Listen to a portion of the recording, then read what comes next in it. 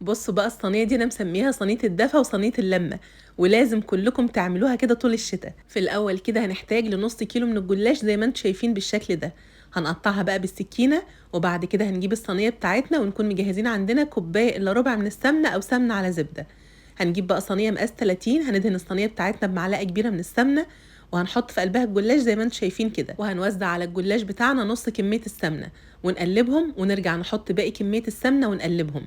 احنا ما بنضغطش على الجلاش خالص بايدينا، احنا بس بنقلب الجلاش كويس كده في قلب السمنه علشان نتاكد ان الجلاش كله اتشرب بالسمنه. هنظبط بقى شكل الصينيه بتاعتنا من غير ما نضغط عليها خالص. هندخلها فرن سخن بقى على حراره 180 في الرف اللي في النص. هنحضر الشربات. هنحتاج لكوبايه من السكر، عليها كوبايه ونص من الميه، عصره نص ليمونه، ومعلقه فانيليا. وهنرفع الشربات بتاعنا على النار بالظبط 7 دقايق من وقت الغليان.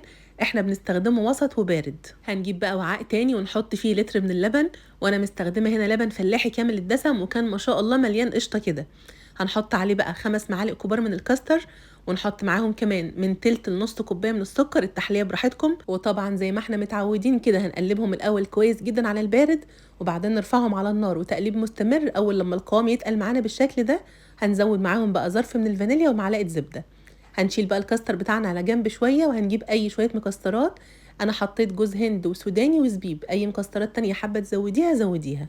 الجلاش بيخرج من الفرن وهو سخن جدا، بنحط عليه كل كميه الشربات، وزي ما اتفقنا كده الجلاش سخن جدا والشربات وسط وبارد. هنوزع بقى المكسرات بتاعتنا على وش الصينيه بالشكل اللي انتوا شايفينه ده. هنجيب بقى الكاستر، اول لما نشيل الكاستر من على النار هنحطه على طول على وش الصينيه بالشكل ده علشان يتوزع معانا كده بكل سهوله. والقوام بتاع الكاستر زي ما انتوا شايفين كده ما بيكونش تقيل قوي. هنوزعه كويس على وش الصينيه، وهناخد بقى الصينيه القمر بتاعتنا دي ونرجع نرجعها تاني الفرن. بس المره دي بقى الفرن مش شغال من تحت خالص، الشوايه بس هي اللي شغاله. هياخد معانا في الفرن كده تحت الشوايه من 5 ل7 دقايق. تابعوا بقى اللون بتاعها لحد بقى لما تتحمر وتاخد لون حلو كده، بنطلعها على طول. وبس كده خلاص زي ما انتم شايفين ده بيكون الشكل النهائي ليها.